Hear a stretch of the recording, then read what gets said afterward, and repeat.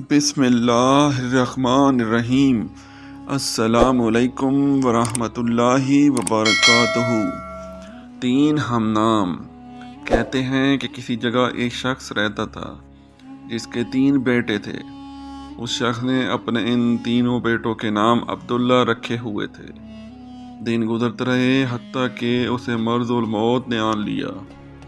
اس نے اپنے تینوں بیٹوں کو بلا کر وصیت کی کہ عبداللہ کو وراثت ملے گی، عبداللہ کو وراثت نہیں ملے گی، اور عبداللہ کو وراثت ملے گی۔ اس کے ساتھ ہی اس کی روح قبض ہو گئی۔ یہ خود تو فوت ہو گیا مگر اپنے بیٹوں کو حیرت میں ڈال گیا کہ کیسے فیصلہ کریں کن 2 عبداللہ کو وراثت ملے گی اور کس ایک کو نہیں ملے گی۔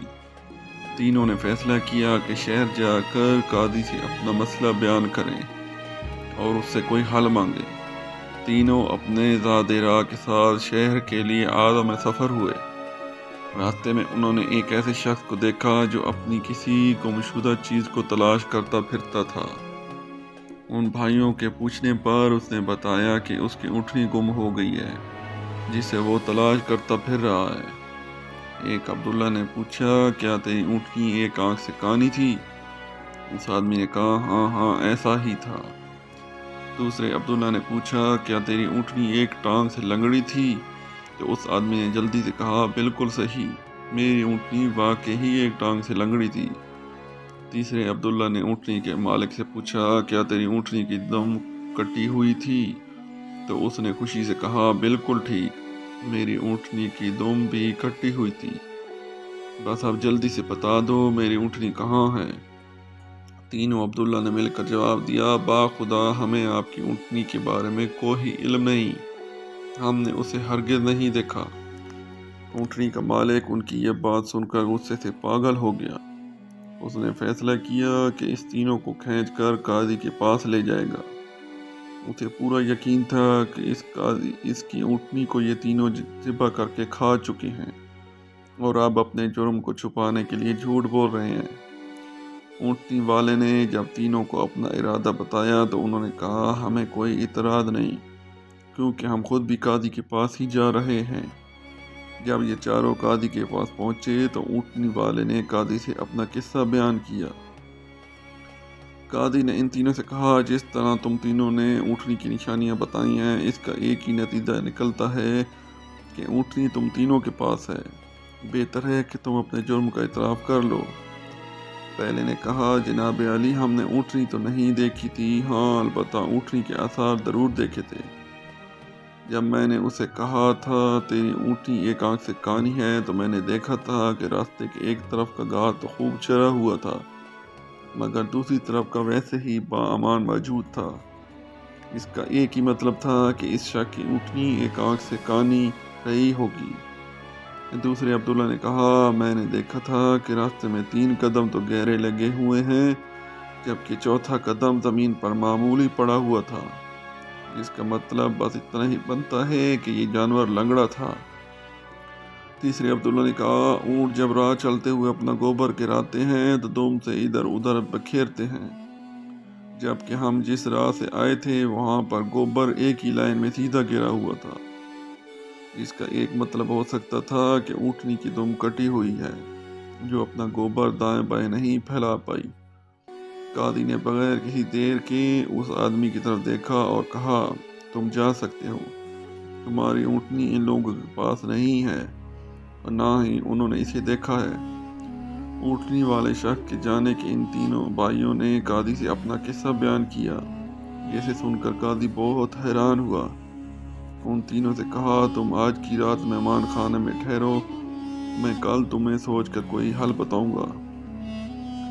یہ تینوں مہمان خانے میں جا کر ٹھہرے تو انہوں نے محسوس کیا کہ ان کی نگرانی کی جا رہی ہے۔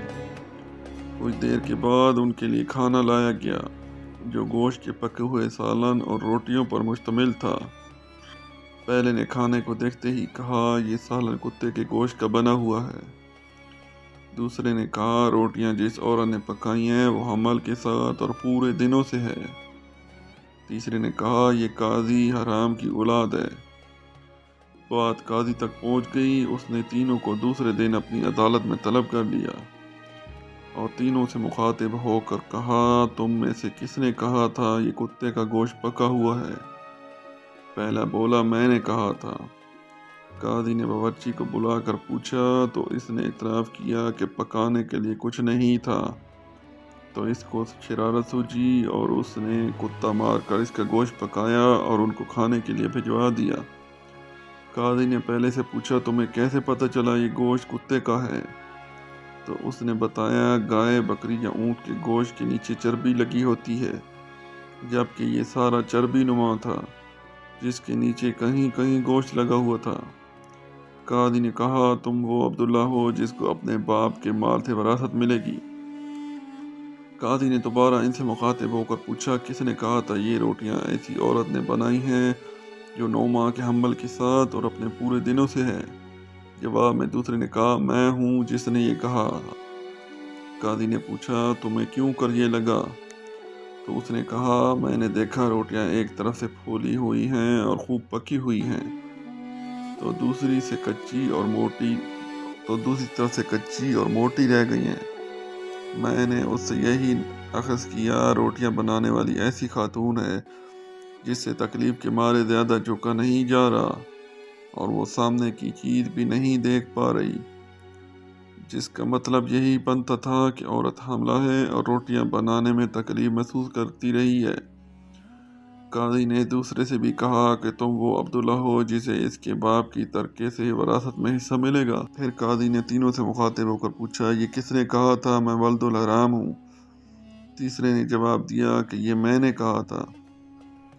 قاضی اٹھ کر اندر گیا اور اپنی ماں سے پوچھا کیا یہ سچ ہے کہ وہ حرامی ہے؟ تو اس کی ماں نے کہا یہ سچ ہے کہ تم حرام کی ہو۔ قاضی نے واپس آ کر اس تیسرے عبداللہ سے پوچھا تمہیں کیوں کر معلوم ہوا میں حرامی ہوں؟ تو اس نے جواب دیا اگر تم حلالی ہوتے تو مہمان خانے میں ہم پر نگران نہ مقرر کرتے، نہ ہی کتے کا گوشت پکوا کر ہمیں کھانے کے لیے بھجواتے اور نہ ہی کچی روٹیاں کسی مظلوم عورت سے بنوا کر ہمیں کھلاتے۔ قاضی نے اسے مخاطب کرتے ہوئے کہا کہ تم وہ عبداللہ ہو جسے اس کے باپ کے مال سے ورثہ نہیں ملے گا۔ تیسرے نے حیرت کے ساتھ قاضی کو دیکھ کر پوچھا مگر ایسا کیوں ہے؟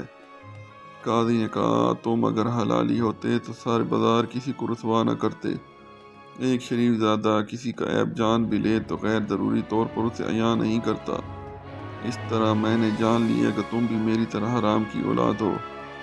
وراثت پانے والے دونوں عبداللہ اپنی ماں کی طرف لوٹے اور دریافت کیا کہ ہمارے تیسرے بھائی کا کیا ماجرا ہے؟ تو ان کی ماں نے کہا تمہارا باپ ایک بار صبح کی نماز پڑھنے مسجد گیا تو اسے دروازے پر رکھا ہوا پایا، اسے گھر لایا، اس کا نام بھی تم دونوں جیسا عبداللہ رکھا اور اس کی پرورش کی۔